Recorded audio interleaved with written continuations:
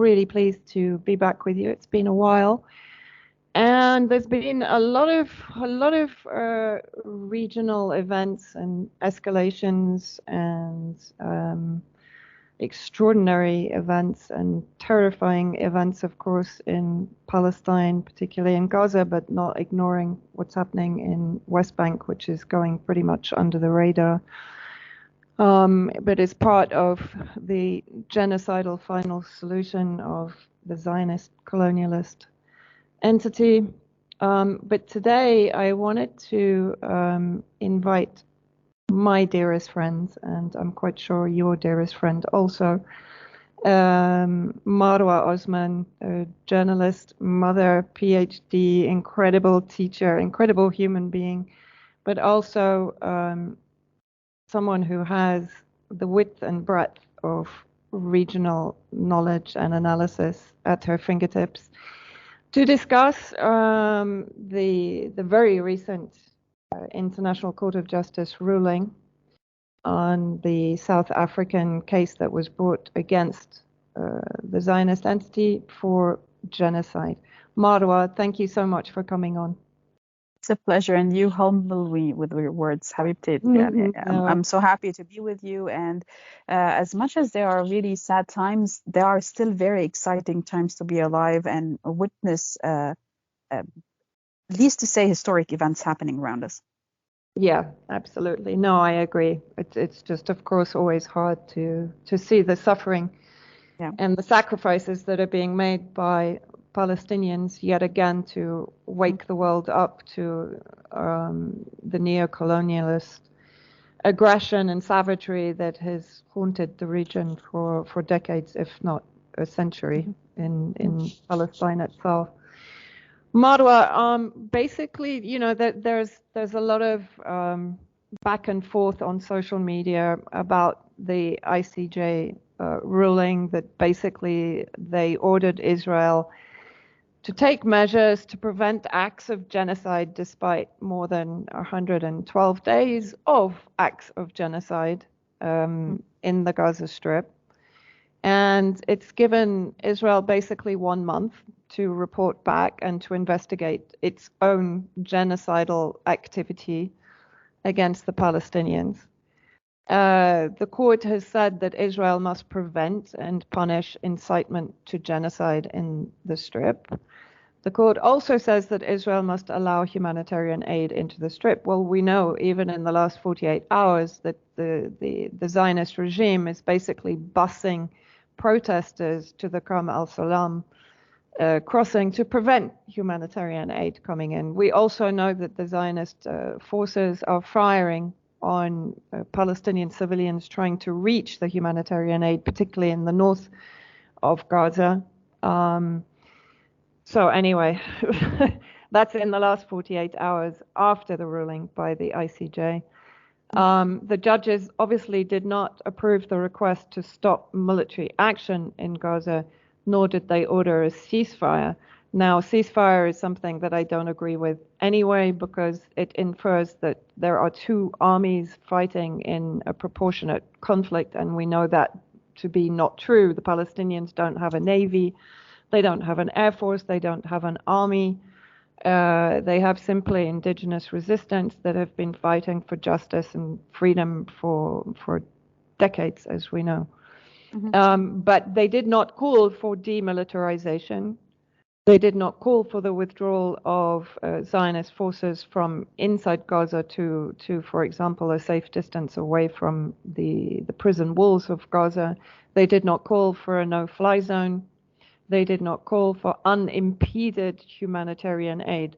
In my view, they basically, as always, put the ball back into Israel's court to police itself, investigate itself, and to justify what it's doing against the Palestinians. What is your view on the ICJ process and on the ruling?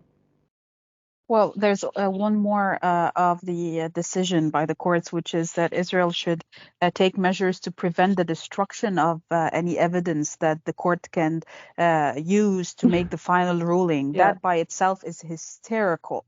it's beyond hysterical. Yani my friends residing at the moment in tents, whether near Al-Maghazi or near Rafah border or near throughout all the displaced tents that displaced Palestinians, indigenous people of Gaza and historic Palestine have been basically pushed into now under the rain in severe cold.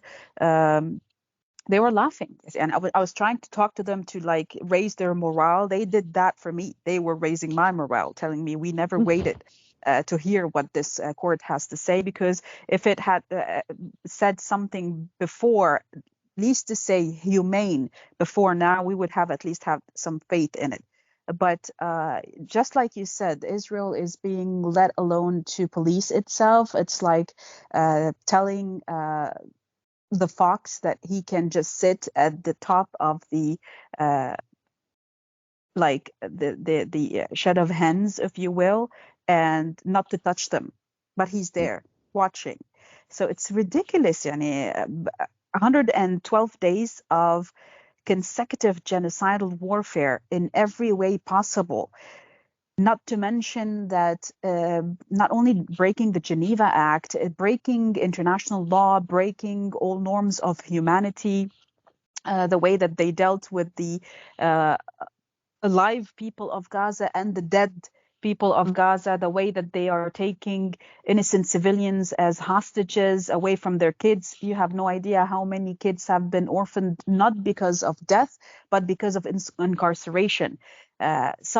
Obviously, there are a huge number of orphans because their parents lost their lives, and the other way around, a lot of people who lost the lives of their kids. But there are kids who are trying to flee the northern part of Gaza to the southern border of Gaza to Khan Yunis, and on the way, their parents were incarcerated by the Zionist entity, and the kids were left alone. Horrific. The numbers are beyond what humans can imagine. Just the story. We don't have neither the time nor the capacity to tell all the stories, but I'm pretty sure once the rubble is calm, we're going to see things that we've never seen in modern history, not even in the last thing that we may have read about. It must have been like ancient history. The level of destruction and impunity and massacres, and how they dealt even with the dead, how they stole the skin and organs of the dead, especially the martyrs in northern Gaza. So when we talk about the horrifics, every human on that part of the land now has his own story, and his own story can be immensely emotionally occupying and draining when you hear it.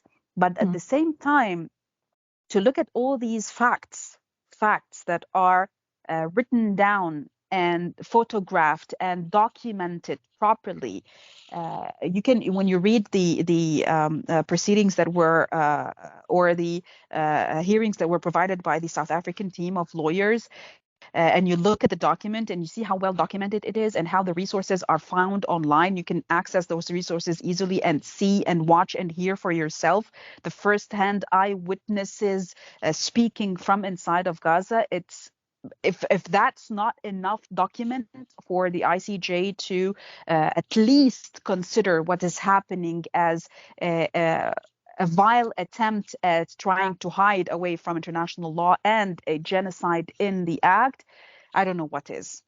I mean, on what grounds did they not see genocide? What can they, if they give us a definition of what they think genocide is, we might understand where they're coming from. But at this moment, the actual term genocide, if you go to the Merriam-Webster dictionary, I think they have like scratched that and written Palestine beside it, because the horrific scenes that the people of Gaza have witnessed, and there are people alive who can give live witnesses, eyewitness testimonies and statements, and it should be as easy as 1, 2, 3 for that 12 judge court or body of supposedly a human rights body to send unbiased investigators into Gaza right now, but they wouldn't. because they're not allowed to, because Israel will not allow a secure area for them to enter. Israel's not allowing simple medicine and food to enter. They're not going to allow international investigators to enter. I mean, the least to say, if not in international investigators, why doesn't the UN send in UN peacekeeping missions? They just send it to Lebanon so they could spy to Israel. That's why they send them to Lebanon. But I mean, the least to say is to create a buffer zone between the Israeli occupation forces and the displaced civilians living in tents, wet tents under the rain and in the mud and in such hard winter conditions. But all of these statements, testimonies, documented horrific acts of genocide that are found were not enough for the ICJ, to a point that now it's asking the Israeli entity itself to write down that report. I don't know if they intentionally want to patronize and disrespect and insult the Palestinians, or that's just the ceiling. That's the top, that's the roof that the ICJ can operate against. And it should be not that hard, by the way, because there's something very important that the people need to understand and to know, is that we need to understand that there's a distinction between what the ICJ can do and what the ICC, for example, can do.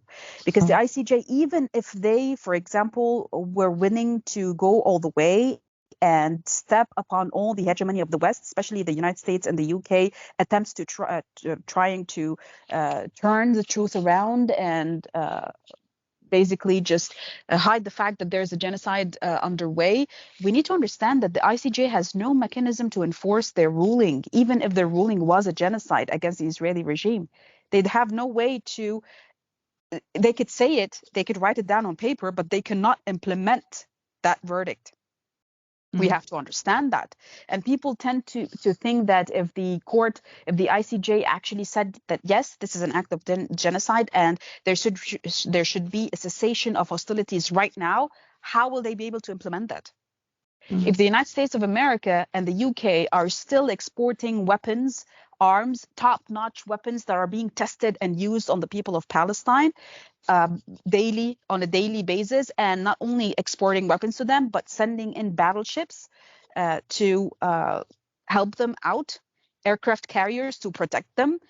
Whom do you think, or whom does the world think that would have the enough power and authority to implement any verdict that actually says that this is a genocide? I mean, it's a simple question.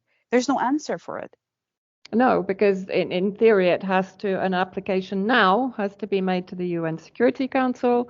Of course, this will be vetoed by the United States or the UK, etc. Then there has to be an application to the UN General Assembly under the Uniting for Peace Resolution 377A. Then there's a possibility to suspend the UN membership of Israel. That's how much, like, are we up to 7-8 months by now? It's like 7-8 months. Is it a year? I think it's a year. Yeah, no, at least a year, because you're gonna have the delays, you're gonna have the veto, you're gonna have. This is the thing, I understand in some ways why. For me, I see the ICJ ruling as nowhere near strong enough. Compare it to Myanmar, compare it to Russia. Russia, yes. That's what Russia, I wanted to talk about. Yeah. Well, go ahead then. Talk to us about the different. Why is there such an imbalance between the conservatism of this ruling compared to, for example, the ruling on Russia and Ukraine? Let me tell you something. On the day of the ruling on Friday, I did a bit of a research and I posted a tweet about why the Israeli entity will not comply with any of the court decisions of the ICJ, and simply because there are two examples in the ICJ temporary measures that basically just went down the drain. And we're talking about the 2020 Myanmar one and the 2022 Russia one. It started actually in 2019. The investigation started and the court started in 2019 for Myanmar, where I think it was Gambia on behalf of on its behalf and on behalf of the Organization of Islamic Cooperation. I think there are either 53 or 57 states. I'm not sure. I don't want to say the wrong number. But on behalf of the Organization of Islamic Cooperation, they filed a case before the ICJ, alleging in that case that Myanmar has basically failed to fulfill its obligations in maybe preventing and punishing what they're now asking Israel to do, preventing and punishing the acts of genocide committed against the Rohingyas. With the Rohingyas are a minority indigenous people in the Rakhine state of Myanmar. And they failed to do so, which is they failed to actually implement the Geneva Convention, the Genocide Convention. So what happened is after that, in January 2020, that started November 2019. Fast forward to January 2020, the ICJ issued orders directed to Myanmar, and they said that they should take measures to prevent any acts of genocide specified by the Genocide Convention, including to ensure that neither their army or their irregular army, for that matter, the people that were arming themselves and fighting or killing the Rohingyas, they should refrain from committing these acts. How? They don't say. They just say refrain from doing this act. Then they say you have to take effective measures, just like they told Israel, to make sure that none of the evidence is destroyed. And you have to keep that evidence safe, because you need keep that evidence that actually pins you as a criminal. So please keep that safe for us so we can come and see it. And then they have to submit again. It's like a copy paste of what happened to Myanmar. Submit regular reports on compliance measures that supposedly are taken by the Myanmar government. That never happened. Surprise, surprise. Now fast forward to February 2022, just 2 days after the beginning of the Russia special operation against Ukraine, which was fully pushed, urged, funded, aided, abated by the United States of America and a lot of the Western European countries. You had Ukraine file a case against Russia, obviously, in the ICJ. And wait for it, February, March. Less than a month later, the ICJ ordered, with a majority of 13 votes to 2 votes, the following. One. And now I found my tweet, so I'm going to read them. Okay. What did they order? 1. Immediate suspension of military operations that began on February 24 in the territory of Ukraine. 2. They didn't say that to Israel. They didn't say immediate suspension of military operations in Gaza that began on October 7. 2. Ensure that any armed military or irregular units may be directed or supported. Do not take any steps to enhance military operations. They never said that to Israel. They didn't even, if they didn't want to use the word ceasefire, they didn't say do not take any steps to enhance military operations, meaning, for the love of God, at least stop in northern Gaza, stop committing new massacres and genocide in southern Gaza. Let the people stay where they are displaced. They didn't say that. 3, they told Russia, taking additional action requiring the parties to refrain from undertaking any action that may aggravate or extend the dispute or make its solution more difficult. None of this was told to Israel. And by the way, obviously, none of these measures were implemented by neither Myanmar or Russia for obvious reasons. Now, the ICJ, what was the ICJ capable of doing? Nothing. What were they? I mean, Russia said, no, what I'm doing is I'm protecting my own territory because of that and that and that. I'm not taking sides here, but Russia replied to the ICJ, but it didn't stop. It didn't go by the measures written or the verdict or the ruling of the ICJ. What did the ICJ do? As a matter of fact, the war has been won by Russia. And there are now there's a lot of talk speaking about a certain Turkish mediation between Russia and Ukraine that might come up with a peace treaty.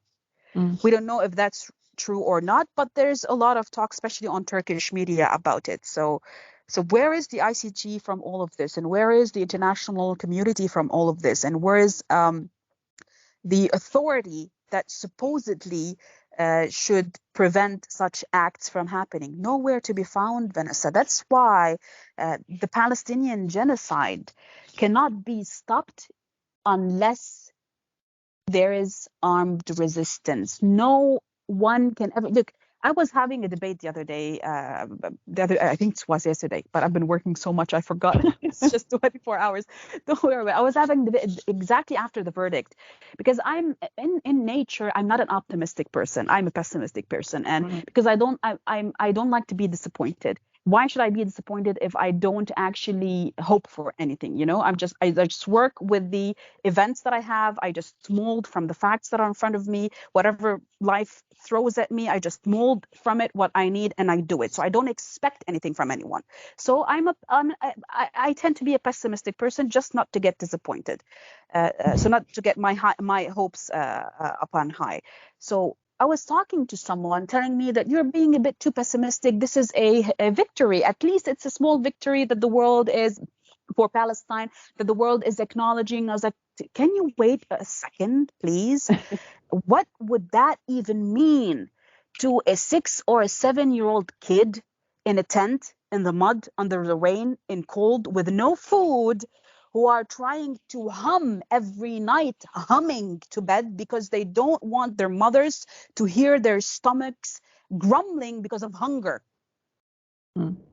Yeah, I'm not imagining this. These are all videos that we watched from Palestinian kids speaking about their experience right now in real time, reporting from Gaza. What does that supposedly mean? What did it mean to me, Vanessa, when I was 9 years old in 1996, when the bombs were being dropped over my head and the head of my family, when we were trying to flee and run from the Zionist entity? Did it mean anything to me?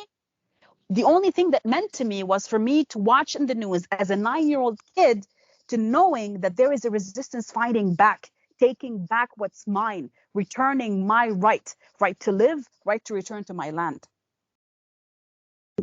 Yeah, exactly.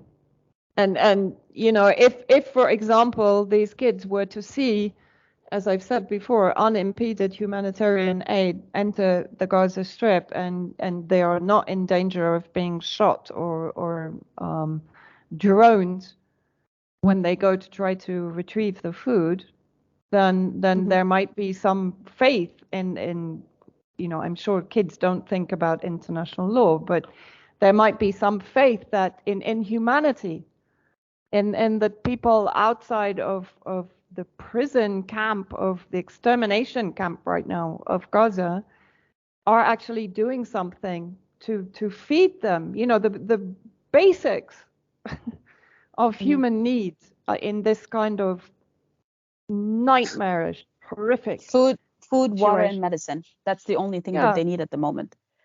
We're not even talking about shelter, Vanessa. We're not even talking about shelter. No, I know.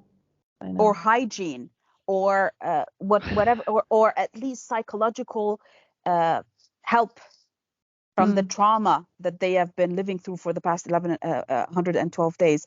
And by the way, no one seems to say or utter a word about what has been going on since October 7 in the West Bank. Yeah, or in the 1948 territories where there are Palestinian Arabs living there who have been incarcerated. One of them is a very dear friend of mine who was incarcerated for more than 28 days because of a WhatsApp status. A WhatsApp status. Talk about the only democracy in the Middle East. Yeah, exactly. Can you talk a bit about what's going on in the occupied territories? Yeah. Well, obviously in the West Bank, since October 7, there have been clashes. There have been multiple attempts at ground incursions, especially in Jenin and Tulkarm. There have been bombardment. Jenin did not see bombs dropping on it since 2002, since the 2002 massacre of Jenin. They bombed them from the Air Force. There have been more than 6,000 incarcerated civilians in Jenin. There's a law that was put into action in the early 2000s in Zionist Israel concerning what is called as al-i'tiqal al-idari, which means administrative incarceration. That does not need or require a trial or at least like a warrant for arrest. They can arrest people on basis of administrative issues, laws that are not even found in the most tyrannical places on earth. You can't find such a law. Where people are just taken in the middle of the night from their houses, kids from their parents, put into detention, and that law allows you to detain, or allows Israel to detain said people for 17 days without even giving them the right to see a lawyer. So that has been happening. The people were celebrating when the Palestinian people and the Arab world obviously celebrating when the detainees, especially the kids were liberated. But if 100 kids were liberated, 500 were being incarcerated at the same time. So at the moment, the number of detainees in each prison is beyond what the Red Cross and the Geneva Act allows for. Well, the Geneva Act basically speaks about prisoners of war, but there's supposedly no war in 1948 territory or in the West Bank. So this is not even part of having a prisoner of war. It's basically just incarceration. You're taking the rights of a human without having any right to do so. The number of prisoners in the cells, for example, under the law that is both Geneva and the Red Cross, it's not allowed to have more than 8 people in a cell that is, for example, like 20 squared meters. Okay, so you're not allowed to have more than 8 detainees. Now it's more than 30, and they are packed. They are being beaten, and they are beaten on the head.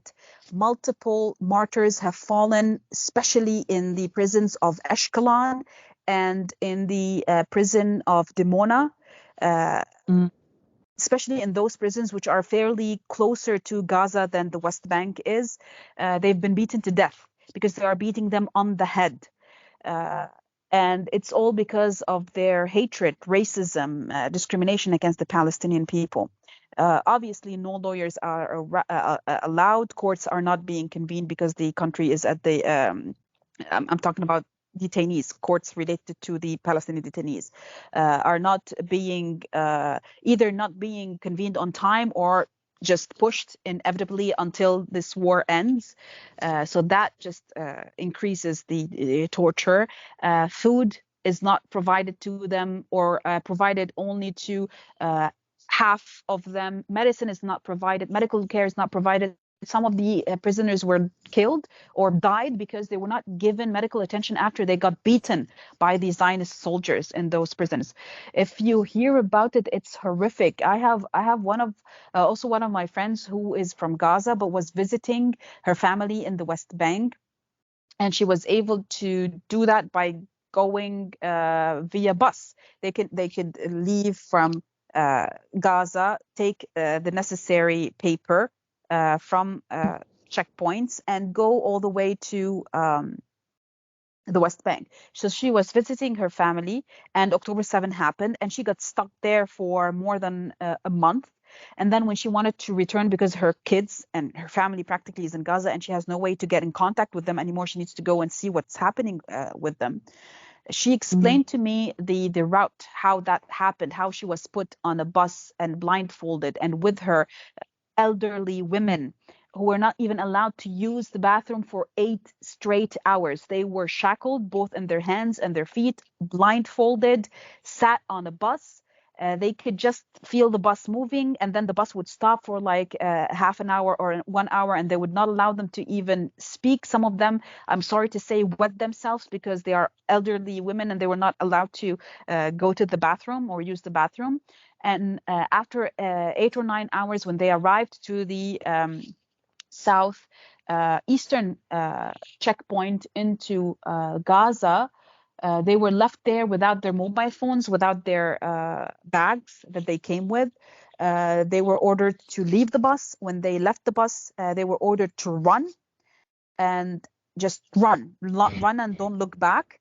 And while they were running, the buses of the men who were being transported had arrived before their bus, so they found a lot of blood on the streets. Apparently, when they arrived to a safe place, some of the men who were on the buses before them, who had arrived before them, told them that they ordered them to leave the bus and to run, and then they started shooting at them. So they started running. A lot of them were wounded because of that, injured because of that. So it's like something out of a movie about slavery and segregation in North America in the 1700s and 1800s, but it's in real time happening right now in Palestine. That's just one of the stories, Vanessa. So you can imagine each one of these people, what kind of a story they have. So that's beyond horrific. And obviously, a lot of the Palestinians who are living in the 1948 territories, either they were stripped of their Israeli passport because they openly supported the resistance. Some were incarcerated. Some have been enduring terrorism, basically, at their door and at a daily basis or at their shops. They've been enduring discrimination and flat out racism and Zionism against them in their shops, in their working places. And it's just everywhere you look at it, even if you're not in Gaza, but if you're a Palestinian living on historic Palestine, you are suffering in one way or another. Yeah, exactly.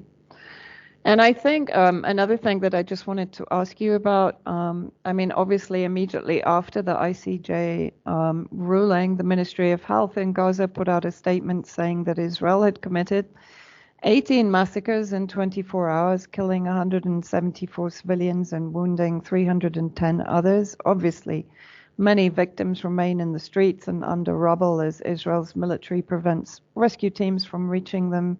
And so far, of course, I always think these numbers are going to be so much higher in the end, but 26,257 dead, 50% of those at least are children, and almost 65,000 injured. And of course, this doesn't account for those that are suffering from starvation, from the disease that is now spreading, you know, through the population, because it's impossible for it not to. And then, of course, we have in response the United States, Australia, Canada, Britain, Germany, Italy, the Netherlands, and Finland, announcing that they plan to cut funding to the United Nations Relief and Works Agency, UNRWA, for Palestinian refugees. Despite the fact, of course, as we've mentioned, mass hunger and starvation remains a growing concern. So this is basically collective punishment in response to the ICJ ruling. Not only, of course, has Israel completely ignored the court order and is, in fact, probably increasing its genocidal campaign against Palestinians in all of the Palestinian territory. But the US have doubled down on their support for the genocidal entity. You know, how does this reflect, I guess, the status quo? Because what I'm seeing, what's happening now is to a degree what's happening in the Middle East, and in particular with Palestine and with the escalation of resistance or expansion of resistance operations against the head of the snake, which is basically the US and its allies, and against the Zionist entity. I mean, we were talking just before we came on about the fact that Al Tanf base in Syria, the illegal US base in Syria, has been just targeted, and there are a number of US personnel, I'll call them, that have been killed and injured in the attack. Right, so this is a direct hit on the largest and most established illegal U.S. military base in Syria that is effectively a hub for terrorist groups to attack the Syrian Arab Army positions and civilians and so on. So, what I'm seeing appearing here is very much what is happening in the West, which is the ICJ and the continuing doubling down of collective punishment of Palestinians and of the resistance axis. And in the meantime, regardless of this, Yemen started its to adhere basically to Article 1 of the Genocide Convention, which is to prevent genocide, before the ICJ ruling. It didn't need the ICJ ruling to give it the green light to do what is right. So can you just talk a little bit about this? Because I'm really seeing international law such as it is and such as it is corrupt, and it is completely controlled by the lawless neo-colonialist countries in the West. Of course, it is controlled because... Thank you. Because basically, Vanessa, I mean, look at the recruitment process. I mean, how does a judge become a judge on the ICC or the ICJ or any human rights international body for that matter? It all depends on a connection with the colonial West. But I don't want to really go into the proceedings of this. I want to just focus first on one part of what you said, and then talk about how the resistance is reacting towards the genocide against the Palestinian people. You said that the West, or majorly the US, UK, Australia, Finland, Germany, Italy, and there's one more northern European country other than Finland, the Netherlands. That they are now actively putting a collective punishment against the Palestinians by halting the funding of the UNRWA. There are a multiple number of human rights organizations who have already launched domestic legal proceedings against the United States of America and the UK in specific. But with the ICJ ruling, it's despite the fact that those bodies are legally distinct from the ICJ case, but they are rooted in the same law. And this, which is the Genocide Convention, because the Genocide Convention is implemented in U.S. law, not only international law. And you also have the ICJ, which is based on a strategic licensing criteria, which basically prohibits the export of weapons to the perpetrator, to the state that, or the entity that is actually performing the genocide. And that ruling by the ICJ, it clearly puts a risk of violation of international law on the states that have aided or are aiding the Israeli entity to commit this genocide. So this puts states helping the Zionist Israeli entity on notice. If this were a sane, just world, not only this would be considered a genocide, but all these states that are now actively performing collective punishment or inducing collective punishment against the Palestinians by stopping the UNRWA funding, because this is a concentration camp in Gaza. Has it not been for the funding, how would they be alive at the moment? This would allow the international human rights bodies to not only create a case against those corrupt regimes, but also bring them to justice. But that is just wishful thinking. That will never happen. On the contrary, what is it that might push the Israeli entity Etal and the bosses that are basically moving the Israeli entity east or west, which is Western hegemony or the Western colonial powers? What would stop them? What would hinder their efforts to continue with this genocidal act and make them sit down for real and start talking about a real cessation of hostilities and stopping the genocide.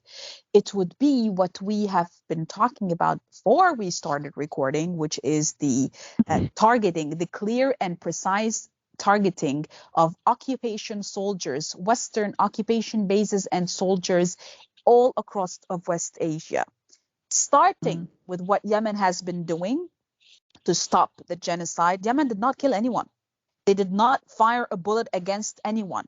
When we watched them the first time going into Galaxy Leader, if I'm not mistaken, Galaxy something, I don't want to say the wrong name of the ship, but when they landed with that helicopter on board the Galaxy and took it, they did not fire not even one bullet. They did not injure anyone. They said, look, we have no problem with you. We have a problem with the people that you're working with, because if Israel wants to kill our people, we want to prevent it from getting the necessary help to do so. So we are confiscating this shipment under international law to prevent the act of genocide. This is what Yemen said.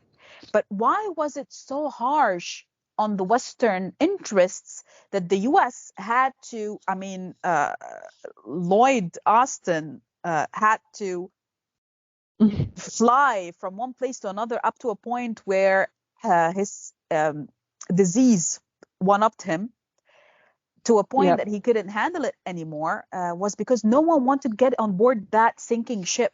No one wanted to get involved in this issue of creating a so-called alliance to try and stop the Ansarullah movement or the Yemeni armed forces from doing what international law should be doing on its own, pushed by supposedly the Western non-barbaric rule-based order countries. But they wouldn't allow it. They wouldn't accept it. How on earth would they accept a people who they have been pounding for the last 9 months, 9 years, sieging for the past 9 years, starving for the past 9 years, completely blockading them, air, sea, land?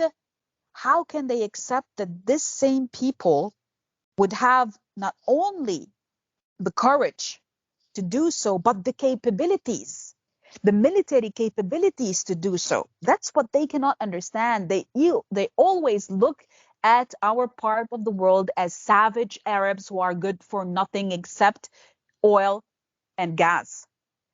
They never look at us unless it's something in their interests. But now we are making them sit down and look perfectly well at what our indigenous resistance is capable of doing, whether in Yemen, in Iraq, Syria, Iran, Lebanon, or Palestine, for that matter.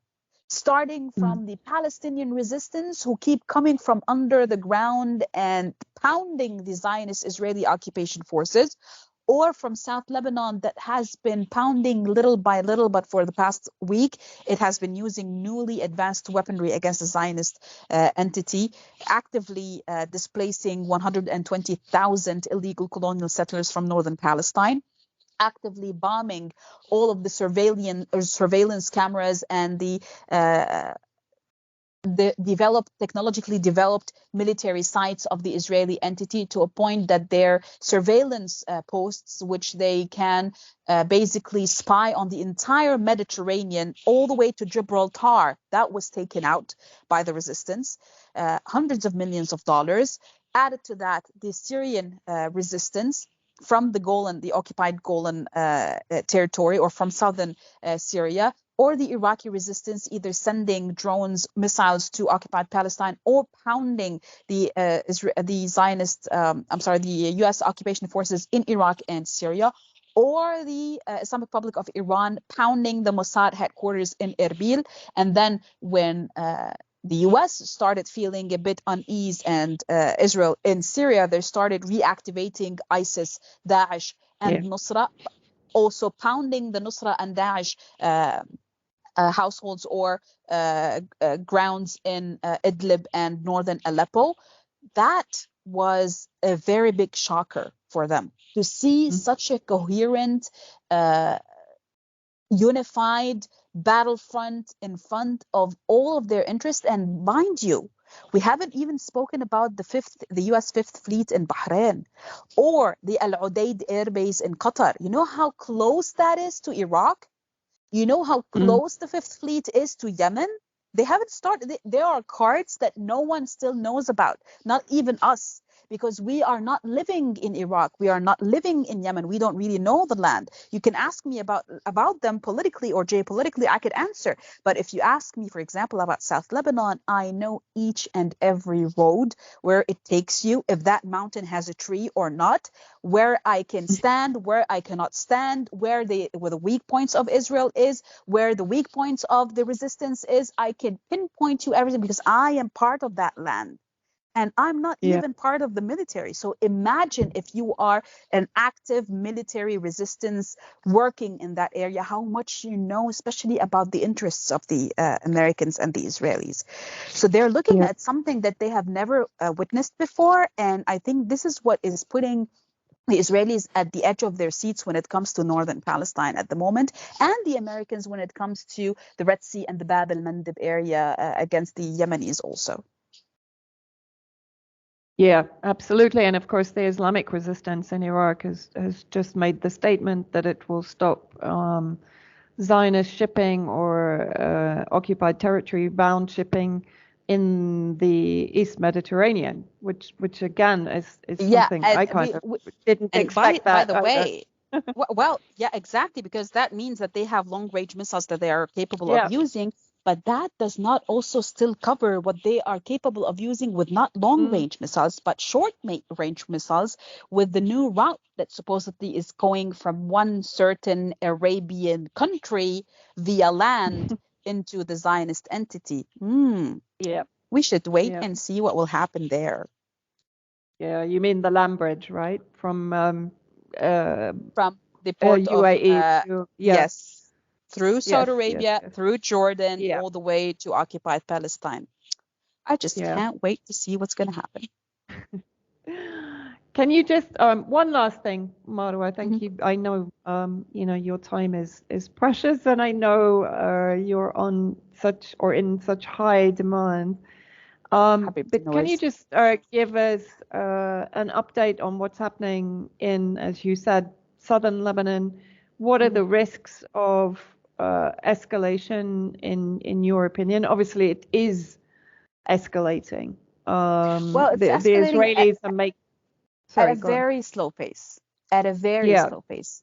But if you follow the Israeli entity media, you think that the war has already started. They're pounding Beirut. They're Yeah. about to kill us all. I mean, this is part of their psychological warfare, but we wouldn't fall for Mm. it. I mean, maybe the idiots of Ja'ja would fall for it in Lebanon, but not the people of South Lebanon, the people of Beirut. They wouldn't fall for it because they know that they know for a fact how costly it would be for the Zionist entity. I mean, a couple of, well, not a couple, let's say tens of missiles that landed on the Meron on the Meron base in just Mm.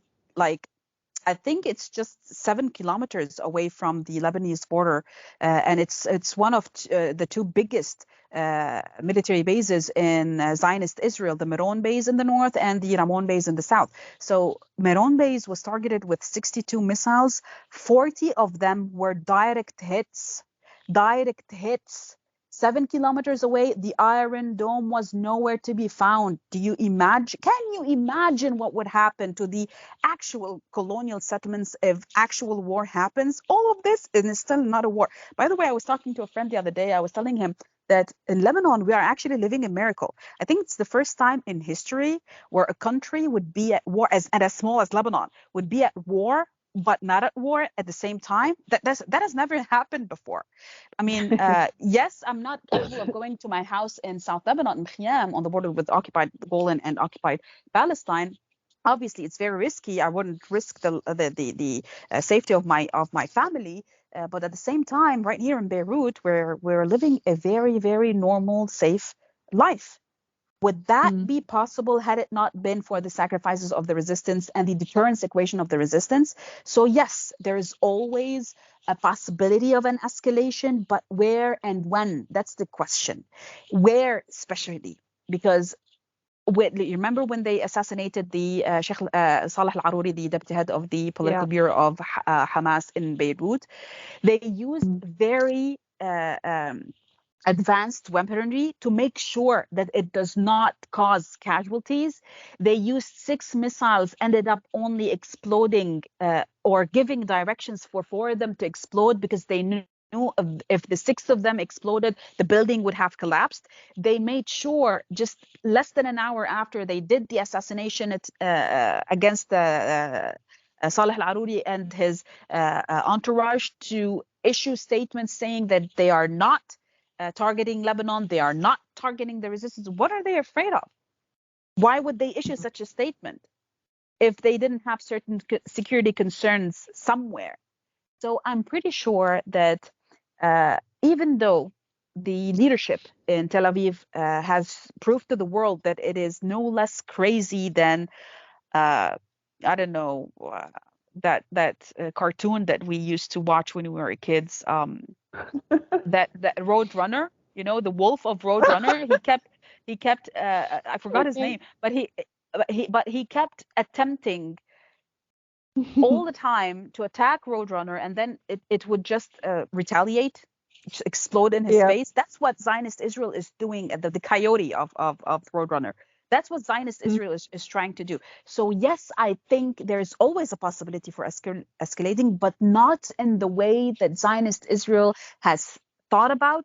Certainly not in the way of the 2006 war, definitely not in that way. But at the same time, there are major concerns, especially with the high risk of losing more soldier lives. I mean, Vanessa, in the past 48 hours, I mean, the number of Israeli entity soldiers dead is above 40. So that's a big deal for them, especially when there is well known. I mean, you don't have to believe me. You can read the Zionist entity media when there is an obvious fracture between Netanyahu, Smotrich, and Ben-Gvir on one hand, and Benny Gantz and Yair Lapid on the other, and Yoav Gallant as well. I mean, Yoav Gallant and it's Gallant and I said his name at the beginning. Never mind. So it's Yoav Gallant on one side, and on the other side, Netanyahu. So we're talking about the Minister of War versus the Prime Minister, who keep clashing at every moment they meet, to a point that Gallant basically threatened Netanyahu to bring the Golani special forces to take a hold of the decision-making process of the war.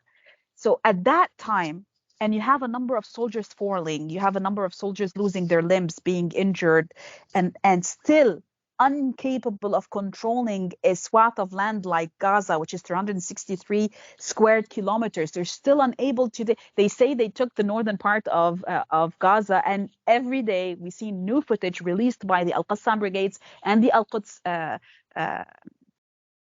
Al-Quds, from the Islamic Jihad, with them either booby trapping their bulldozers or their tanks, or basically sniping their soldiers. So if that swath of land, which is not as big as southern Lebanon, and with this resistance, which is not as capable as Hezbollah, are they sane? They want to expand what? They really are playing with their own lives, with their own existence. If there was a chance that after this war, only half of the Zionist entity settlers will return back to whatever country they came from, if they start a war with Lebanon, I assure you, these settlers are going to flee swimming back to Europe. Yeah, I agree. Absolutely. Marwa, thank you so much. Thank you for your time and for your insight as always. I just always think it's so important for people to hear from the indigenous peoples, their view. And as you said, I even saw someone on Twitter, I think it was Motaz Aziza, the journalist who just left the Gaza Strip, tweeted his disappointment in the ICJ ruling, and someone tweeted back at him, Well, I think you need to, and I just think, please, people, listen to the voices of the oppressed people. You don't know better than they, what they are suffering and what they need and what they are looking for and who is really helping them, Exactly. Just please let them speak, let them be heard. The ICJ ruling may bring positive results, but it's going to take months. It may bring Western regimes to some kind of accountability, but it isn't going to feed the people of Gaza. It isn't going to save the people of Gaza, and it isn't hearing the people of Gaza, in my opinion. Definitely. So I understand the celebratory reactions coming from Western, especially Western younger people, which I very much appreciate, by the way. I do understand that that this is a very important movement for all indigenous resistance all across the world, not only here in West Asia. But please don't push us to celebrate what you're celebrating. If you are just now opening your eyes, we've been literally trying to hide our eyes from white phosphorus for the past decades. So don't put us in the same boat. No, it's not the same. We do appreciate your effort, but your effort means absolutely nothing to people dying under the bombs. It's important for you to acknowledge what's happening, to open your eyes, to demonstrate, to protest, but that gives absolutely no meaning to the people under the rubble. Yeah. Marwa, thank you so much. Please stay safe. Pleasure. Please give your family a huge hug from me. I will. And I hope to see you all very soon. Please take care. Inshallah. Inshallah. Thank you for having me. Thank you for giving me a platform to voice my concerns, at least. Thank you, Habibi. Thank you.